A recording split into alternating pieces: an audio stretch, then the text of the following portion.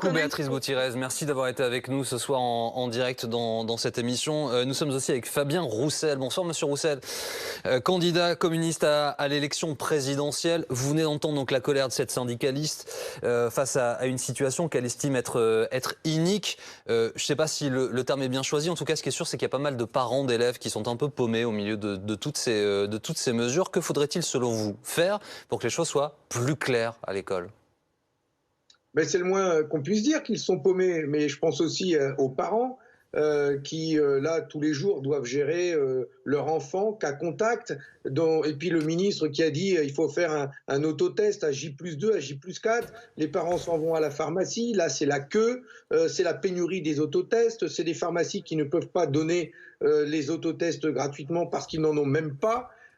Franchement, oui, c'est une situation particulièrement difficile pour beaucoup de Français, pour les enseignants. Et le président de la République, lui, fait le choix de cliver, de diviser les Français. Et on voit bien que ses propos, tout comme son passeport vaccinal, ne répondent pas à ses besoins. Et que ses propos très clivants viennent surtout masquer sa propre responsabilité. Monsieur Roussel, alors on va revenir sur l'aspect politique et sur ses propos dans quelques instants, mais vous êtes vous-même candidat à l'élection présidentielle. Ça veut dire que potentiellement, là, au mois d'avril, vous aurez, sauf si, on le souhaite tous, mais c'est peu probable, cette pandémie disparaissait, vous auriez à la gérer. Vous, que feriez-vous pour les écoles, pour les parents d'élèves, pour les enseignants ? Maintenir les écoles ouvertes et sécurisées. Maintenir les écoles ouvertes et créer toutes les conditions pour que l'on puisse enseigner et mettre nos enfants à l'école dans des conditions sécurisées. C'est ce que demandent les enseignants. Mais c'est pas ce qui est fait actuellement, monsieur Roussel ? La preuve que non. Et écoutez la responsable qui vient de parler juste avant vous. Il manque des masques FFP2 en quantité. Il manque des enseignants et des personnels de l'éducation nationale en masse. Il manque des accompagnateurs, des accompagnatrices pour les enfants handicapés. C'était déjà le cas avant l'épidémie. C'est encore plus criant aujourd'hui avec tous les personnels qui sont contaminés. Il manque des capteurs de CO2.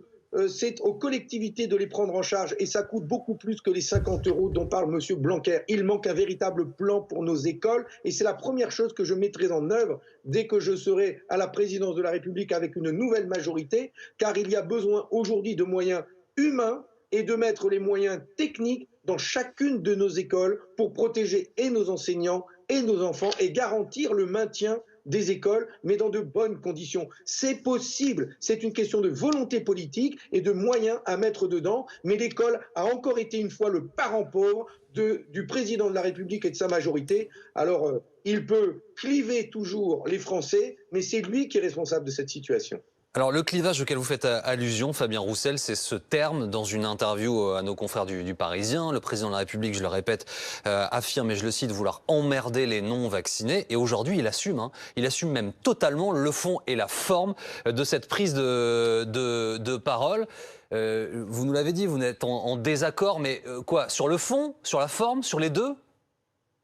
Sur les deux. Enfin, c'est d'abord vraiment extrêmement limite de faire un sale buzz pour masquer une sale politique. Mais la réalité, c'est celle-là. Il veut faire le buzz en tant que candidat pour que l'on parle que de son gros mot et pour ne pas parler de l'essentiel.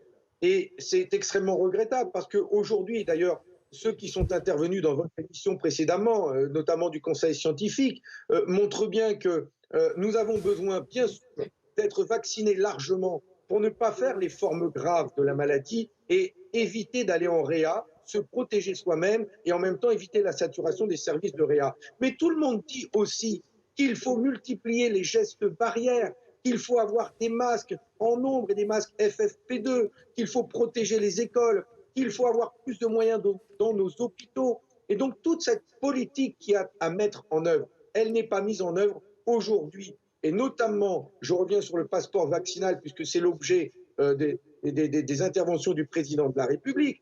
Plutôt que de mettre en place ce passeport vaccinal pour contraindre, il faut déployer au contraire tous les moyens pour aller vers tous ceux qui ne sont pas vaccinés. Et il y a une enquête de l'INSERM qui montre que sur les 5 millions de Français non vaccinés, 40% ne le sont pas parce qu'ils sont loin des soins. Ils sont dans des déserts médicaux. Que faisons-nous pour aller les voir physiquement? Ce n'est pas fait actuellement. C'est tout l'enjeu. Je suis de ceux qui me battent, qui se battent quotidiennement pour la vaccination. Mais ça veut dire que, Monsieur Roussel, les 60% restants qui ne veulent pas se faire vacciner, vous ne les montrez pas du doigt, vous refusez de les stigmatiser?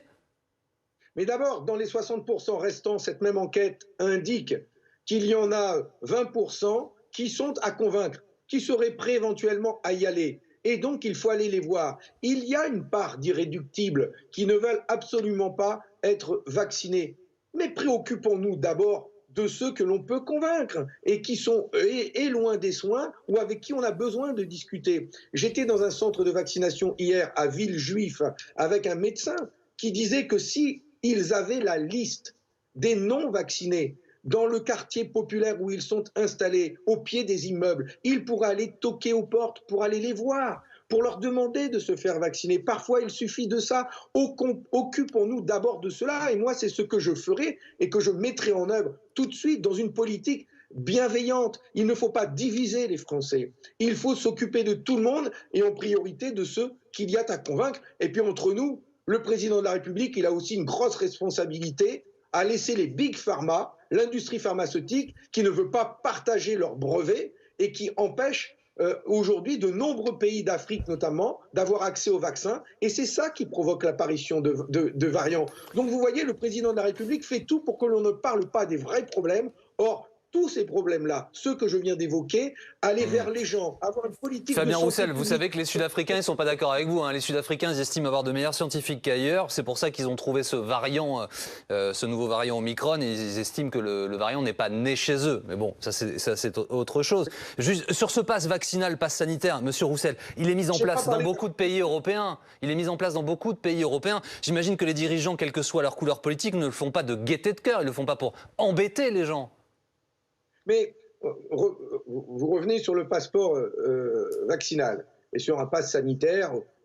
Et donc, je suis de ceux qui, depuis le début, a dit qu'il fallait faire confiance à la science, confiance aux chercheurs, et que les vaccins ont toujours été du côté de la République qui a toujours créé les conditions pour que tous les citoyens, les plus pauvres comme les plus riches, aient accès aux soins et aux vaccins pour se protéger de la maladie. Et c'est comme cela, c'est grâce à ces vaccins que l'on a réussi à éradiquer des maladies terribles qui frappaient nos enfants, comme la poliomyélite. Et donc, nous avons, nous, confiance dans les vaccins. Nous voulons profondément que les quartiers populaires, les gens les plus éloignés des soins, y aient accès. Donc, oui, il faut se faire vacciner, mais il faut créer de la confiance. Il faut y mettre les moyens. Ce n'est pas ce qui est fait aujourd'hui. Aujourd'hui, le gouvernement fait le choix de contraindre avec ce passeport vaccinal et laisse la santé française, le parent pauvre des politiques publiques. C'est ça qui n'est pas acceptable. Merci beaucoup, Monsieur Roussel. Le président des riches et le président qui divise la France. Merci beaucoup Fabien Roussel d'avoir été avec nous en direct sur BFM TV. Dans un instant, c'est la suite de votre émission. Nous reviendrons donc sur